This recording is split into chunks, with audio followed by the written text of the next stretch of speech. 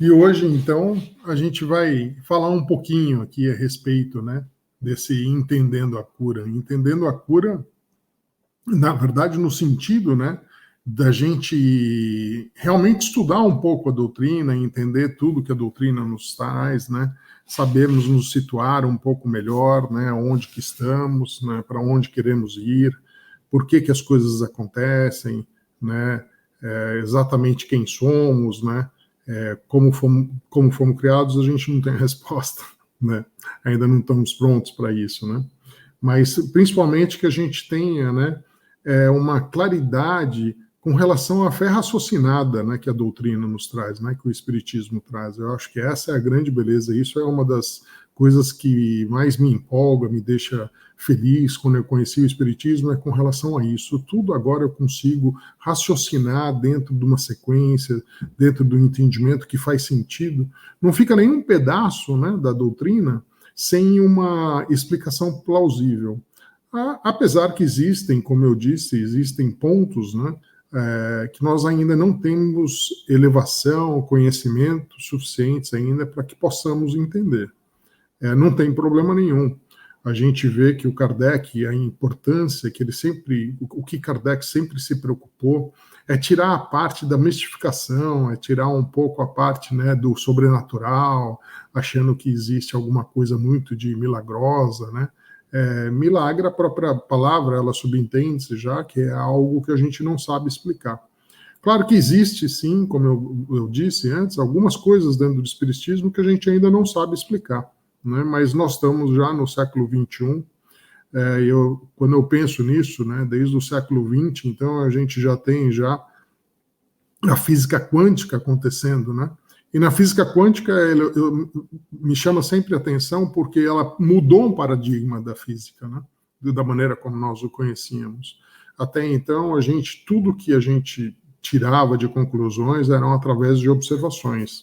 E a física quântica, então, por tratar de elementos que a gente não consegue observar, de tão pequenos que são, né? A gente passou, então, a acreditar e postular algumas verdades em cima de probabilidades, né? Então, você vai calculando as probabilidades e aí você vai caminhando adiante, né, pela primeira vez. Então, ainda dentro da nossa doutrina, a gente também tem essa situação, tá? Tem algumas coisas que nós não sabemos, né, a respeito. Quando fomos criados, né, todos nós espíritos, a gente não sabe.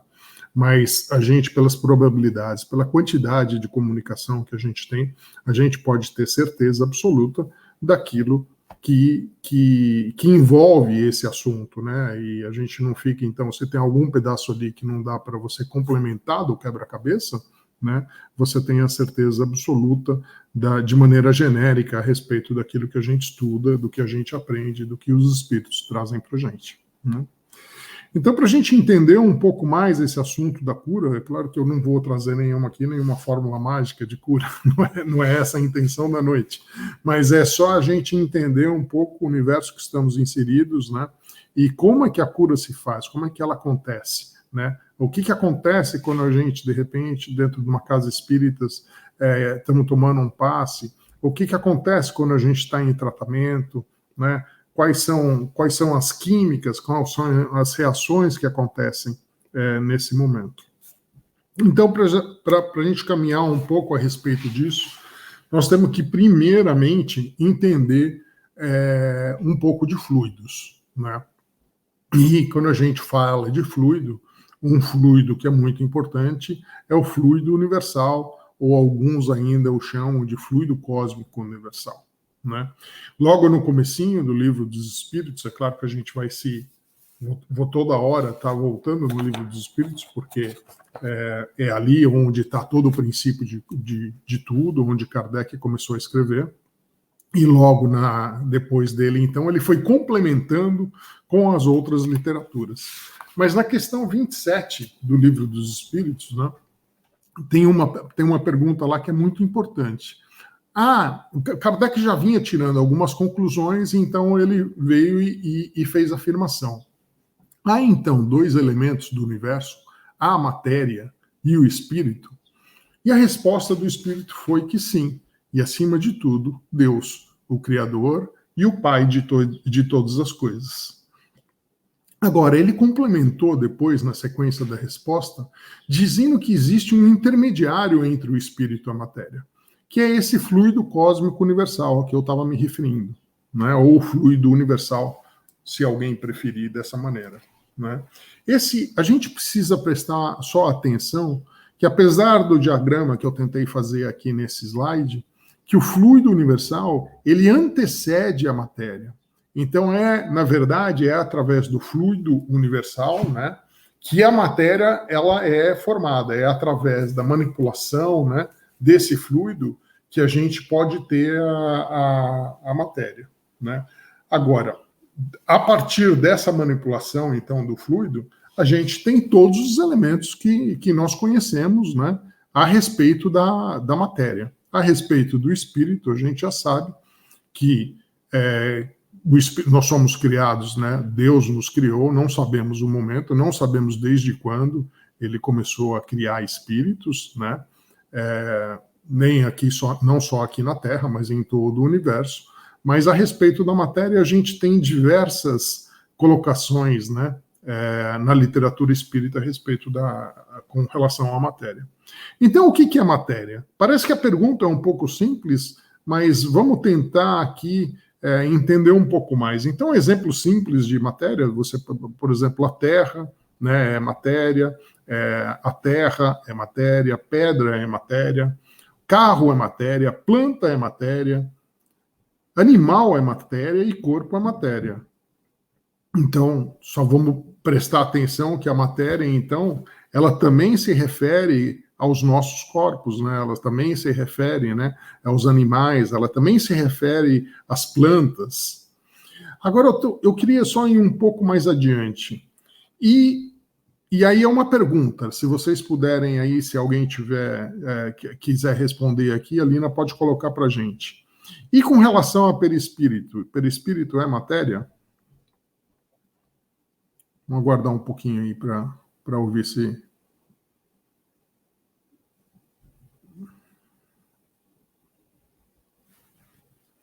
Eu não estou vendo nada aqui. Não tem problema. Perispírito é matéria, sim. Né? Então a gente tem que só ir prestando um pouquinho de atenção com relação a essas pegadinhas, né? E entendendo, então, eu vou um pouco além ainda, né? Com relação, por exemplo, ao nosso lar, a colônia, né, que o André Luiz nos trouxe essa informação. Como é que é formado o nosso lar? Né? O nosso lar também é matéria. Então a gente precisa entender que a matéria existe nesses estágios, né, diferenciados, né, que nem sempre nós aqui na Terra temos condição de verificar, de ver. E claro que existe dentro de nós algumas pessoas que conseguem ver, né? Mas também é matéria. Assim, então, como o nosso lar é matéria, a casa do André Luiz é matéria, também o ônibus, né? Aquele ônibus que flutua, né? Também é matéria. Então, tudo isso daí é matéria. Né? Vamos passar aqui adiante. Aí,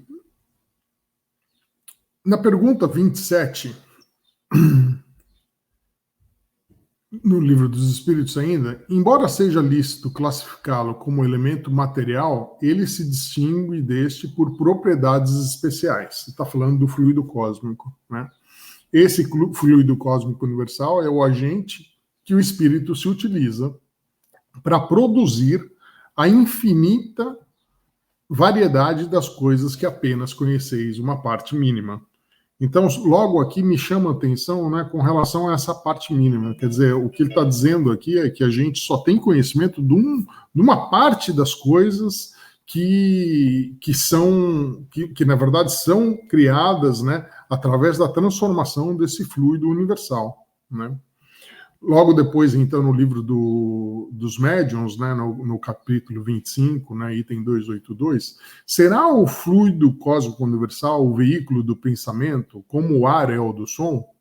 E aí a resposta é que sim, com a diferença de que o som não pode fazer-se ouvir, senão dentro de um espaço muito limitado, enquanto o pensamento alcança o infinito. Então, olha a importância, né, com relação ao nosso pensamento. Quando eu estava estudando aqui, essa informação me pegou desatento, né? Eu não tinha parado para pensar com relação a isso, né? O som, ele atinge, né? Ele consegue percorrer um espaço limitado. Mas olha o poder do nosso pensamento. Quer dizer que quando nós pensamos alguma coisa que possa ser bom ou possa ser ruim, o pensamento ele vai ao infinito, quer dizer, ele se transporta, né, através desse fluido universal que a gente conhece, ao infinito. Então você pensa aqui e se tiver algum espírito conectado ou quem você está pensando, pode estar lá do outro lado, em outra galáxia, e está recebendo o teu pensamento. Isso para o bem como para o mal. Então, nos chama um pouco a atenção, né? Porque o pensamento é o pensamento tanto do encarnado quanto do desencarnado. Então, tem que tomar cuidado realmente com relação ao que a gente pensa, né? Às vezes outro dia eu fiquei pensando a respeito disso, né? Com relação à música, né? Às vezes tem vou falar a respeito de mim, né? Tem algum tipo de música que eu posso não gostar muito, né? Não vou falar aqui qual é o tipo que eu gosto, qual que eu não gosto, para fazer juízo que não tem música ruim, né? Tem só preferência, né, das pessoas, né? Então, mas o tipo de música que eu não gosto, às vezes o vizinho está colocando aqui muito alto, né? E aquilo me desconcentra, me tira, né, do sério. Imagina o teu pensamento, então, que flui pelo universo inteiro, né? Porque a música do vizinho só eu consigo ouvir aqui, né? Se tiver 3 casas mais para baixo, eu não vai conseguir ouvir. Mas o teu pensamento vai embora, né? Todo mundo que pegar pelo caminho, imagina o desastre que não pode ser, né? O Livro dos Espíritos, no tópico 6º da introdução, diz: o laço ou o espírito que une o corpo e o espírito é uma espécie de envoltório semimaterial. É semimaterial, é dito semimaterial por conta de que ela é uma matéria muito quintessencinada, como a Márcia colocou, né? Então ela é uma matéria muito imperceptível para a nossa visão, mas não deixa de ser matéria. Ela só não tem a matéria como não tem as características da matéria que nós estamos aqui acostumados a ver, né? Por exemplo, uma pedra, né? Eu gosto de dar o exemplo da parede da pedra, porque a matéria é exatamente da maneira como a gente está acostumado a ver. Mas essa matéria quintessencinada do perispírito não deixa de ser matéria, né? É importante só que a gente grave isso, até porque mais adiante a gente vai voltar nesse assunto, tá? Vamos adiante aqui. André Luiz, no livro Evolução em Dois Mundos, diz que o fluido cósmico é o plasma divino, né? Hausto do Criador. Nesse elemento primordial vibram e vivem constelações, sóis, mundos, né? E seres, como peixes no oceano. Então essa colocação é muito interessante com relação a nós, né? Porque então nós estamos mergulhados como se fôssemos peixes, né? Num oceano, e estamos totalmente envolto, né, nesse fluido universal. Quer dizer, tudo que nos cerca. Há pouco tempo atrás, né, até o século passado, os cientistas achavam que o espaço ele era, na verdade, não existia nada preenchendo, era um vácuo, né? E a gente hoje, então, tem a informação e a ciência já sabe também que não é um vácuo, né, que ele está totalmente preenchido. Hoje ainda se discute, né, que eles chamam de matéria escura, né, mas nós aqui, né, dentro da doutrina, entende-se sim que a gente está preenchido, né, por esse fluido universal, né, que a partir dele, então, todas as coisas são criadas, todas as coisas da matéria são criadas, né. André Luiz continua dizendo ainda: Deus cria a matéria e todas as suas expressões por meio de nós, em plano maior, quando ainda inferiores na escala evolutiva. Em plano maior, quando já estamos vinculados a ele, nos estados superiores da criação. Olha, a gente tem um exemplo disso, a Caminho da Luz, né, onde é descrito ali as ações de Jesus, né, que a gente sabe que trabalha pelo nosso planeta há pelo menos 4,5 bilhões de anos, na formação da Terra. Então, a manipulação desses fluidos, né, É isso que a gente entende de plano maior, eu estou dando um exemplo, né? A manipulação desses fluidos, então, por esses espíritos de luz, né? Como exemplo Jesus Cristo, é que foi possível se formar a Terra nas condições ideais para a formação depois também dos corpos que habitam. E nós habitamos, por consequência, esses corpos, né? Nós somos os espíritos, a gente não pode esquecer que a gente está aqui, eu estou aqui nesse momento como Márcio, mas na verdade eu sou espírito, eu já estive com Márcio, Joaquim, Alfredo, não sei todos os meus nomes, eu não me lembro, mas eu já tive já algumas vezes aqui na Terra, com certeza absoluta. Se não aqui na Terra, talvez em outro planeta, né? Com relação ao André Luiz, deixa eu só ver se tinha mais alguma coisa que eu estou esquecendo aqui que eu queria falar para você, né? Não, para vocês, exatamente. Tem uma outra colocação, sim, que eu queria dizer a respeito disso, né?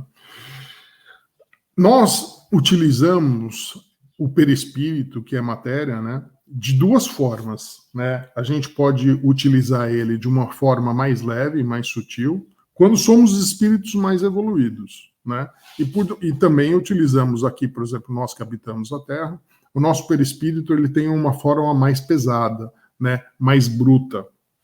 Agora, com certeza isso, a gente sabe, né, dos mundos, né, nós sabemos, nos colocamos já dentro da classificação dos mundos, sabemos, né, que o mundo de provas e expiações é o segundo na classe, né, então tem muito caminho ainda para a gente evoluir, para a gente tornar esse perispírito uma coisa mais leve, né, e poder ascender a outros mundos superiores. Porque o peso do perispírito, na verdade, te vincula a um certo tipo de mundo. Então, não é possível que um espírito ele saia daqui da Terra, por exemplo, é um espírito daqui da Terra, né, onde ainda está nos primeiros steps aí da sua evolução, e queira, por exemplo, ir para um planeta como Júpiter, né, que é um planeta que a gente sabe pela literatura que é muito mais evoluído. O que acontece? Inclusive, lá adiante, nós vamos ver isso, tem essa pergunta, né? Se eu não me engano, está na Revista Espírita. E a resposta, então, do Espírito é interessante, porque ele diz assim, não é que não... Na verdade, Kardec pergunta, né? Mas o que acontece, né, se o Espírito for para Júpiter, ele morre? E a resposta é interessante, não, porque o Espírito não morre, não é verdade? Nós somos eternos, né? E simplesmente existe uma força que o impede, né, de se deslocar para lá. Mas então a gente tem essa relação da nossa evolução, do nosso estado moral, com relação aos mundos que a gente habita. Não só encarnados, mas quando desencarnados. Quer dizer, quando a gente está encarnado não tem muita opção, né? Só estar aqui na Terra mesmo, o máximo que você consegue fazer é andar de avião ou de barco para um lado para o outro.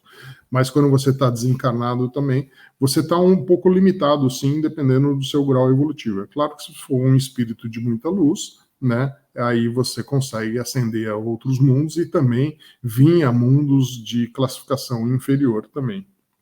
Agora, a colocação do Kardec é interessante pela seguinte expressão dele, né? A gente sabe disso que nas comunicações mediúnicas, né, principalmente no começo do Espiritismo, havia muitos espíritos que se comunicavam com a forma das vidas, com a forma das mesas girantes, né? E Kardec traz uma informação importante a respeito disso, onde ele diz que os espíritos que efetuam esses sons, né, os espíritos que estão mais adensados, né, que têm condição de fazer com que as mesas giram, né, eles são espíritos inferiores. E estão, sim, né, contribuindo com a sua parte na evolução, sendo co-criadores do mundo, como no plano menor, né? Porque a gente falou antes, tem no plano maior, eu dei o exemplo de Jesus, e tem no plano menor. Mas então, o que acontece é que os espíritos superiores se utilizam talvez não seja a colocação exata, né? Está um pouco forte, mas eles sim têm a ajuda dos espíritos inferiores para executarem essas batidas, para executarem esse movimento de mesa, né? Essa comunicação mais rudimentar. E por que eu estou falando isso? Porque não tem mal nenhum com relação a isso, né? E a explicação que me foi muito interessante, que eu li, é que a colocação é que o espírito superior, ele se utiliza do espírito inferior para fazer esses sons, para movimentar, né, essas massas, né? Por conta, e ele fez a relação com a relação do carregador, né? Então, a pessoa que carrega cimento, a pessoa que é mais forte, né? Eu trabalho com construção, tem gente que é muito forte, eu não seria capaz de nem imaginar, né? Carregar alguma coisa perto do que eu vejo muita gente carregando, né?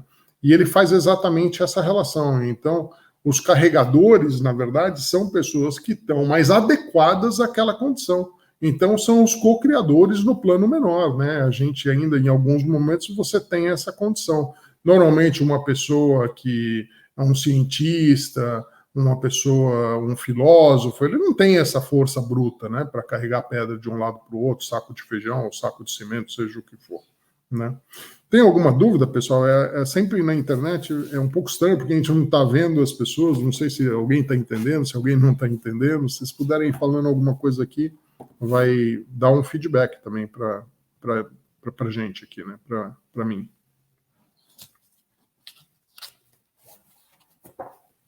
Bem, vamos caminhando por enquanto, né?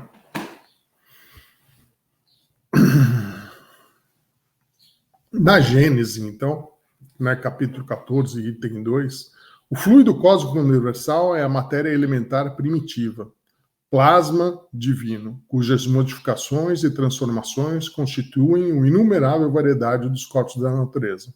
Ele assume dois estados distintos, né? O de eterização e imponderabilidade e o de materialização e ponderabilidade. Então, o de imponderabilidade é aquele que eu comentei antes, né? Ele está no mundo invisível. Nós, encarnados aqui na Terra, não temos percepção dele. Então, quando eu dei o exemplo de matéria, né? Quais são as matérias que estão nesse estado de eterização? Mas a matéria é do mesmo jeito, né? Perispírito, por exemplo, nosso lar, né? A casa do André Luiz, né? O perispírito eu já falei, né? E de materialização e ponderabilidade, né? Então, a gente são aqueles que nós podemos ver. Então, aqui é a terra, são as plantas, né? São os objetos tangíveis, tá? Nós vamos focar um pouco daqui adiante, né? Em cima daqueles que estão nesse estado de materialização e ponderabilidade, tá? Então, a química, isso é da Gênesis, tá? A química tem um papel fundamental na nossa capacidade de entender a combinação de diferentes elementos em determinadas circunstâncias de temperatura, umidade, repouso e corrente elétrica. Então, a gente aqui na Terra, nós combinamos, né? Os químicos combinam os elementos, né, essenciais daqui da Terra, que já estão aqui. Por exemplo, a gente aqui na Terra sabe que a gente tem as moléculas de nitrogênio, a gente tem molécula de hidrogênio, oxigênio, carbono, como eu tentei descrever aí nesse desenho, né? Combinando duas moléculas de hidrogênio com uma de oxigênio, a gente tem água. Se a gente combinar, então, duas moléculas de hidrogênio com duas de oxigênio, a gente já tem outro resultado, né? A gente tem água oxigenada. Água oxigenada que as pessoas usam, às vezes, no Brasil usava muito, né? Água oxigenada quando você se cortava, que você se feria, né? Porque uma das propriedades dela é de sepsia, né? A gente aqui na Terra, a gente combina os elementos. Eu tô querendo colocar esse ponto, né, da gente estar trabalhando os elementos, né? Um exemplo que a gente tem, por exemplo, em construção, né, a gente combina argila com pedra calcária, né? Aquece essa mistura, né? Aquece a uma temperatura bem alta, de 1450 graus. E aí a gente acrescenta, depois dessa mistura aquecida, a gente acrescenta então minério de gipsita, que é gesso, na verdade. Tritura tudo e nós temos o cimento. Então, o que acontece é que nós manipulamos com as nossas mãos, né? Essas coisas, e assim vamos criando o quê? Vamos criando remédios, a gente tenta estar sempre imitando, na verdade, a natureza, né? Então, a indústria química, a gente sabe, farmacêutica, a gente sabe, né, que ela vai buscar, né, na natureza muito dos remédios que a gente usa hoje, leva para laboratório e faz, na verdade, uma imitação, né? Procura descobrir quais são os elementos que estão ali e aí ela acaba produzindo remédio. A gente, por exemplo, constrói casa, a gente constrói cidade, né? Muito em cima do exemplo do cimento que eu dei aqui. Então, a ação do homem, ela se dá dessa maneira, né? Através das mãos, a gente consegue, então, manipular as coisas e criando os mundos que a gente conhece daqui da Terra, né? E assim vamos, no nosso estágio primário da evolução, dando a parte que nos cabe na cocriação do universo de Deus num plano menor. Não é verdade? Não deixa de ser assim, né? A gente vê o mundo como era, a gente estuda antigamente, quando na época, né, de Emmanuel, que a gente lê muito livro a respeito de Roma, daquela época, onde as pessoas andavam de carroça, né? Tem no Paulo Estevam, a gente vê sempre aquela bica romana, né? Onde ele se transportava de um lado para o outro. E hoje nós estamos num mundo onde daqui a pouco o carro está voando, o carro já está dirigindo sozinho, né? Só falta voar. Você entra nele, ele não só dirige, te leva para algum lugar sem ninguém estar dirigindo. Daqui a pouco a gente vai ver ele voando. Isso não é evolução? Isso não é a cocriação no universo de Deus? Sem dúvida que é, né? É num plano menor, mas é. É claro que a gente ainda não está num nível de um espírito superior, onde a gente consegue manipular a matéria no seu estado imponderável, da maneira como Jesus fez para preparar aqui a Terra, né? Mas estamos dando a nossa participação nesse plano aí menor, né? As leis da natureza que presidem a formação dos inorgânicos são as mesmas para os orgânicos. Então vamos prestar atenção nisso daqui, né?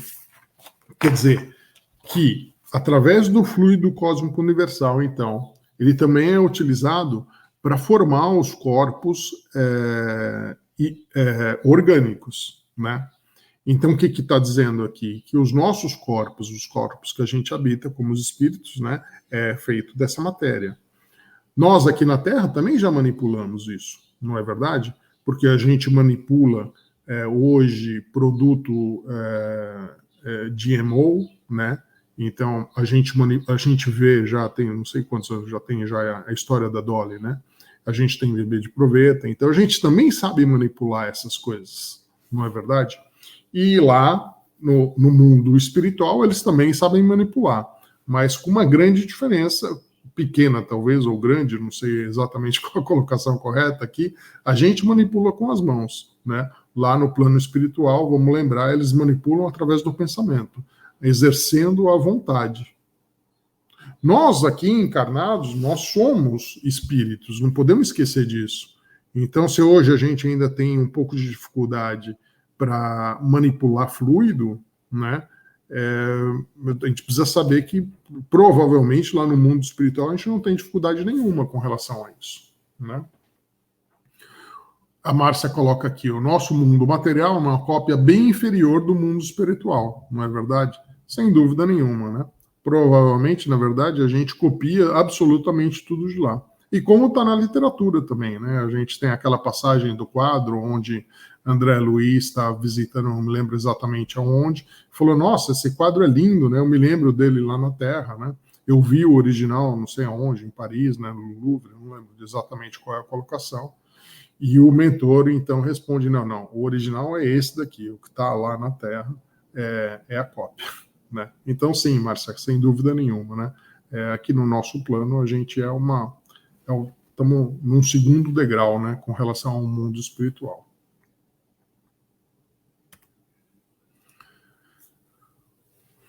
O mesmo se dá com o nosso corpo.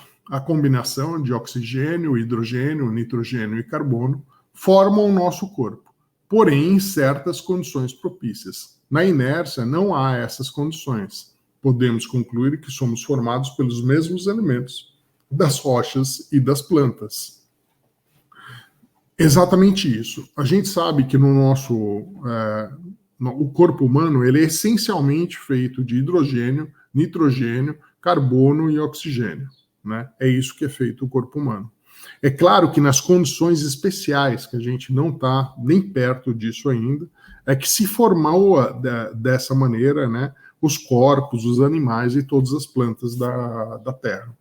Tem, inclusive, uma reflexão a respeito dessa colocação, né? Deixa eu só ter certeza, só um minuto, pessoal, que eu só quero ver uma coisa aqui.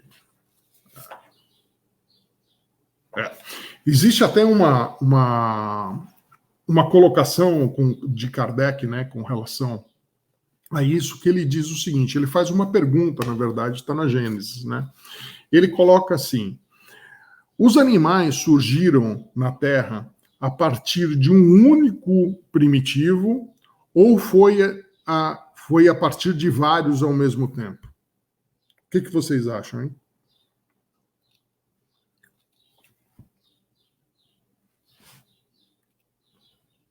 Tem um delayzinho aí, né, para as pessoas poderem falar. A Alina colocou aqui, tem delay. Boa.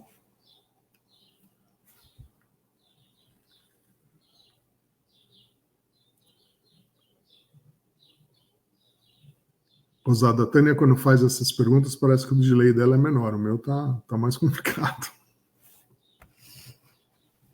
Ou é a minha paciência, que eu preciso trabalhar mais um pouco, né? A Tânia já tem a paciência dela bem trabalhada, né? Vários. Isso aí. A resposta é exatamente essa, né? Aí ele vem, sim, vários, né? Quer dizer, quando a gente para pensar a respeito disso, né?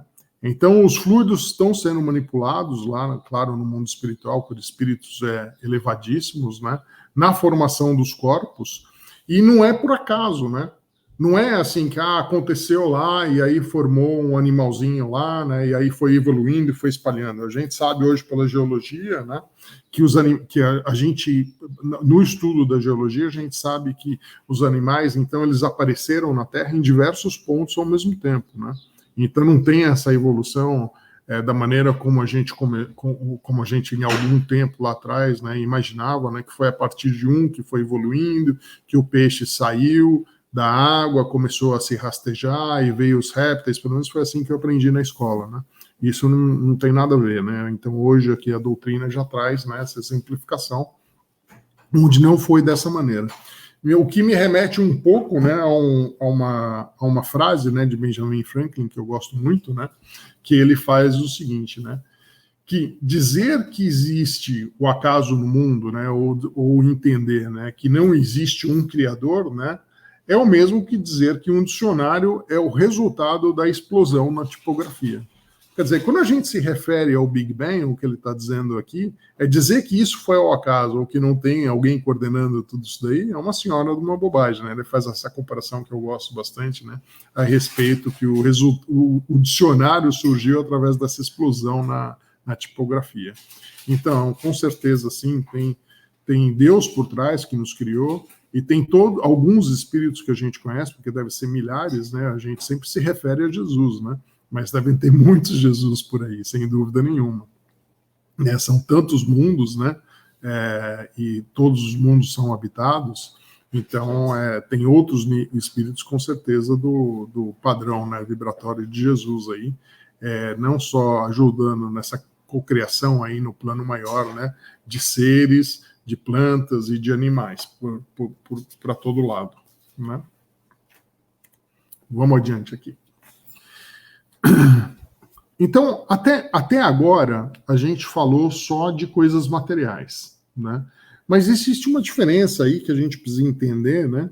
O que dá vida a essa matéria, né?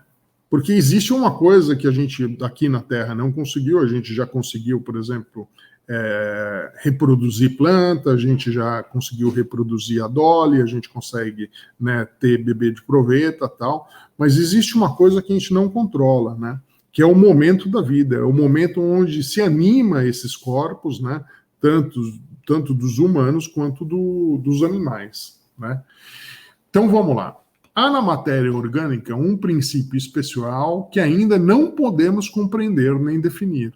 O princípio vital, ou fluido vital. Esse princípio é ativo no ser vivo e extinto no ser morto. É uma forma modificada do fluido cósmico universal. Então tem alguma coisa a mais, além da matéria, como a gente estava estudando, que dá essa vida, né? Que anima as coisas, né? Que anima a matéria, né? Sem o princípio vital, a combinação de oxigênio, nitrogênio, carbono e nitrogênio só teriam formado um mineral ou corpo inorgânico. Então, precisa de algo a mais para se formar um corpo orgânico que nós não sabemos, né, da onde que vem e como é que é formado, né? O fluido vital se transmite de um indivíduo a outro. Quer dizer, isso que anima, que está vida, né? Kardec vem explicar que ele é possível que a gente transmita ele de uma pessoa para outra, né? Além do que a gente tira esse princípio vital, esse fluido vital também, dos nossos próprios órgãos, né? E os órgãos, quando saudáveis, a gente acaba se nutrindo disso. E da natureza também, a gente tira, né, muito da natureza essa necessidade de reposição que a gente tem do fluido vital, né? A morte ocorre quando o organismo perde a capacidade de produzir e reter uma certa quantidade mínima do fluido vital, a morte natural. Ou quando uma lesão mais séria no corpo físico provoca uma taxa de esgotamento desse fluido em quantidades superiores à sua capacidade de produção, morte acidental. Quer dizer, quando o nosso corpo vai envelhecendo, né, ele vai perdendo um pouco a capacidade não só de absorção desse fluido, né, como a produção dos órgãos também fica mais diminuta, né, ao ponto que a gente vai extinguindo. Mas vamos lembrar que, por isso que às vezes a gente no passe, no centro, né, você vê que às vezes depois de uma sessão de passe as pessoas, né, saem com uma energia extra, mais fortes, né? Isso é normal, porque a gente sabe já que o passe, então, você consegue transmitir de uma pessoa para outra, né, esse fluido vital. Tá tudo bem até aqui? Tem alguém tem alguma dúvida aí?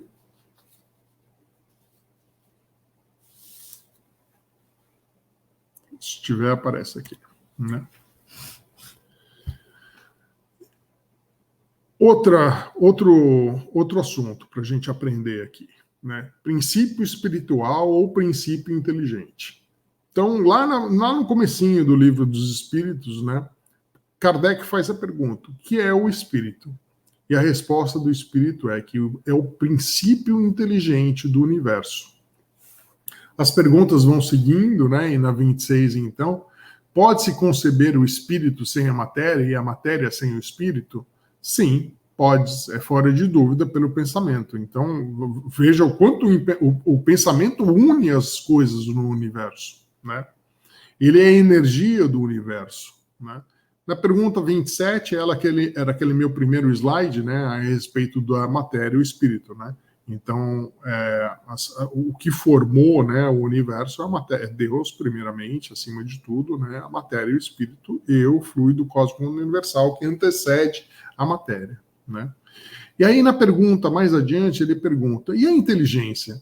É atributo do princípio vital, que a gente estava vendo até então, aquilo que anima, que dá vida, né, à matéria? E a resposta é não. Pois, olha a importância disso, pois que as plantas vivem e não pensam, só têm vida orgânica. A inteligência e a matéria são independentes, porquanto um corpo pode viver sem inteligência. Está todo mundo acompanhando aí, né? Eu sei que vai ficando um pouco mais complexo, mas é importante a gente entender isso, né? Porque existe um certo momento que não é claro, que é um pouco obscuro, inclusive mais adiante fazem essa pergunta, né? Kardec faz essa pergunta. É possível a gente entender exatamente o momento onde se transiciona, né, dessa situação da inteligência, onde a gente passa a adquirir inteligência? A resposta é que não é possível a gente saber, né? É exatamente esse momento. Mas tem mais um slide mais para frente aqui que eu acho que a gente vai falar a respeito disso, né? Não, eu vou falar agora porque eu não sei se está mais adiante ou não. A gente precisa, é importante talvez a gente entender, né, que antes da inteligência nós só tínhamos instinto. E a gente vê o instinto em todos os animais, né? A gente vê esse instinto nas plantas. A gente sabe que inicialmente nós fizemos estágios, né, no reino mineral, no reino vegetal e depois no animal, para depois somente passar para o reino hominal, né? Nessa passagem para o reino nominal, sem saber de maneira clara, foi onde a gente passou, então, a fazer o uso da inteligência, né? Onde a gente passou a fazer uso, na verdade, da razão, onde a gente começou a ter capacidade de comparar, né, as coisas certas, as erradas, aprender com o mal que a gente fazia, né? E aí sentir e não querer fazer de novo. A gente conseguiu começar a unir esses pontos, né? Os animais, eles não têm isso, né? Eles só têm instinto. O que é o instinto? Instinto é uma inteligência primitiva, né? Que ela é necessária para a sobrevivência do ser. Né? Então, a gente tem o instinto das plantas ao se verificar a fotossíntese, a gente tem o instinto do animal ao comer, a gente vê o instinto do salmão, aonde para se reproduzir sobe todo o rio, esgotando todas as suas energias para poder dar vida novamente. Tudo isso é instintivo. Né? E aí, então, voltamos lá naquele começo que a gente falou do perispírito. Né? Então, o Livro dos Espíritos, na pergunta 93, traz aqui. O espírito propriamente dito, nenhuma cobertura tem, ou, como pretendem alguns, está sempre envolto numa substância qualquer. Essa foi a pergunta. E a resposta é: envolve uma substância vaporosa que para os teus olhos, mas que para os teus olhos, mas ainda bastante grosseira para nós. Quer dizer, aqui a gente começa a ver um pouco a primeira denominação de perispírito que eu estava falando lá atrás, né? Vocês lembram quando eu falei que o perispírito ele pode ter uma forma mais grossa ainda, né? Como deve ser aqui na Terra, ou uma forma mais sutil do que a gente imagina. Se bem que para nós, para o nosso entendimento aqui, né? Perispírito sempre é uma coisa muito sutil, tanto é que é sutil que a gente não consegue ver. Não é verdade? Nós estamos inseridos aqui na matéria, a gente não consegue ter a percepção dessas coisas tão sutis, né? E na pergunta 94, Kardec pergunta: de onde tira o espírito o seu invólucro semimaterial? Do fluido universal de cada globo, razão porque não é idêntico em todos os mundos. Passando de um mundo a outro, o espírito muda de envoltório, como mudar de roupa. Então, eu já tinha comentado isso também lá atrás, né? Acabei invertendo um pouco a ordem das coisas aqui. O perispírito, então, ele é correspondente à evolução do espírito, assim como ele é correspondente também ao mundo habitável. É isso que está dizendo, que está respondendo essa pergunta aqui, né?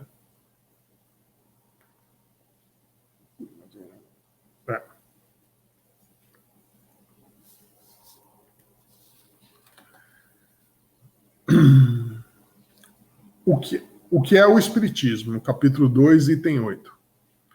Os espíritos são seres semelhantes a nós, tendo como nós um corpo mais fluídico e invisível no seu estado normal.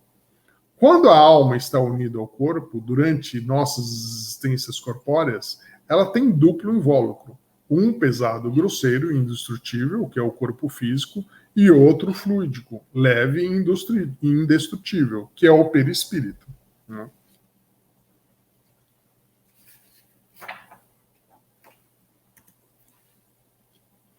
E voltando lá na Gênese, nos fluidos, no item 7, né? O perispírito, ou corpo fluídico dos espíritos, é um dos produtos mais importantes do fluido cósmico. É uma condensação desse fluido em torno de um foco de inteligência ou alma. Os espíritos extraem o seu perispírito do meio em que se encontram. Devem variar conforme os mundos, né? E a natureza do envoltório fluídico sempre em relação com o grau de adiantamento moral do espírito. Então, uma outra coisa que eu queria colocar para todo mundo refletir um pouco, né? Eu não vou fazer a pergunta de novo, porque ela fica muito demorada, o delay aqui, né? Então eu vou fazer e já vou responder aqui. A gente sabe que espírito tem uma facilidade enorme, né, de lidar com o seu perispírito, então, com essa matéria quintessencinada, como a gente conhece, né? Então, eles aglomeram, eles combinam, dispersam, eles mudam as propriedades, né, das células e das moléculas. Tanto é que a gente vê isso, né, nas aparições, né, onde o espírito ele tem tanto controle, né, do perispírito, que ele aparece da maneira como ele quer, né? Inclusive, né, reproduzindo às vezes cicatriz, reproduzindo a roupa, né? Então tem controle total, né, a respeito dessa manipulação. Então ele tem tanto controle, assim como nós temos controle ao fazer concreto, ao manipular um remédio, né, aos químicos, a maneira como os químicos eles manipulam, né, esses elementos que já estão presentes aqui, né, para fazer os remédios, né, para fazer todas as transformações que a gente conhece aqui da Terra, né? Mas a gente não pode esquecer, né, que nós somos espíritos também. Então, essa facilidade que tem de se manipular os fluidos da maneira como a gente conhece também, ela está inserida em algum lugar dentro de nós, né? A gente precisa só ter essa percepção, né, que então tudo isso que a gente fala é possível. E é a partir daí, então, que a gente começa então, a entender um pouco mais com relação à cura, né? Então a gente sabe, por exemplo, no centro espírita, onde a gente dá o passe misto, né? Onde tem um espírito junto de nós, né? Manipulando essas energias, agora a gente começa a entender um pouco, então, se ele pode manipular para aparecer, ele pode também manipular para curar, né? Depende tudo da razão direta com relação da pureza da intenção que está sendo emanado ali, né? Então, não só espírito, mas nós humanos também temos essa capacidade de curar. Depende do quê? Da nossa vontade e da nossa intenção, né? É claro que a gente não consegue manipular os fluidos da maneira como gostaríamos, porque nem sempre estamos preparados, né, para entender Deus da maneira como deveríamos, né? A gente é afoito, nós não aceitamos as coisas, não aceitamos porque ainda não entendemos, não é? Então, às vezes, tem um irmão, por exemplo, que está doente. Todo mundo quer a cura daquela pessoa, né? Às vezes a gente não tem a percepção e a evolução ainda, né, para ter paciência, né, para dar o tempo às coisas necessárias e, às vezes, para entender. Pensando a respeito disso, me vem a imagem de uma história onde um espírito desencarnou aqui na Terra, era um espírito que fazia muita coisa boa, né? Um espírito que tinha merecimento, né? E chegou no mundo espiritual, então, reclamando. Chegou reclamando porque ele havia infartado, né? Acabou desencarnando por conta do coração e deixou a família aqui muito jovem, né? Mulher e 2 filhos, tal. E chegou lá e falou assim, puxa, mas eu sempre fiz de tudo, né? Eu sempre fui uma pessoa assim, não podia nem ninguém ter interferido aqui por mim, né? E aí o mentor ali na hora falou assim, olha, calma, pelo visto você não está entendendo direito as coisas, né? E aí vamos seguir trabalhando aqui, vamos tocar a nossa vida. Passado lá uma quantidade grande de anos, né? 20, 30 anos, então, um dia um mentor para ele falou assim, hoje é um dia de celebração, porque hoje é o dia que realmente era para você ter desencarnado, né? Se não fosse aquele infarte do coração, né? E aí ele falou assim, a gente está comemorando por quê? Porque a gente está comemorando porque há 30 anos que você está aqui e eu quero que você veja agora tudo o que você evitou. Porque os espíritos de escola, né, os espíritos bons, se reuniram na época que aconteceu aquele teu infarte, né? E tomaram a decisão que a melhor coisa que podia acontecer naquele momento para você era retornar ao mundo espiritual, exatamente porque você tinha mérito para isso. Porque se você não tivesse mérito, né, talvez você não tivesse então desencarnado naquela hora e teria vivido esses 30 anos como um inválido, como uma pessoa onde ia trazer muito peso para sua família, onde você ia trazer muita dor, necessidade, porque você não teria condição mais de sustentá-los, e você seria, então, um peso para todos ali. E aí, então, é que ele passou a entender. Esse exemplo eu gosto muito dele para a gente entender que nem sempre a gente está preparado para entender os desígnios de Deus, né? Então, quando às vezes você está em tratamento e a cura não vem da forma como a gente queria, né? Às vezes é um desígnio desse que você não está ainda capacitado para entender, que a gente só vai ter a percepção disso do que vai acontecer lá adiante, né? Pensamento. Os espíritos atuam sobre os fluidos espiritual. sobre os fluidos espirituais.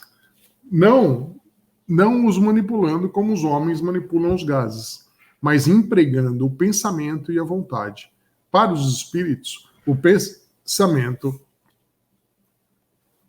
e a vontade são o que é a mão para o homem. Eu cheguei a comentar isso um pouco antes, né? O fluido universal condensado no perispírito pode fornecer princípios reparadores ao corpo.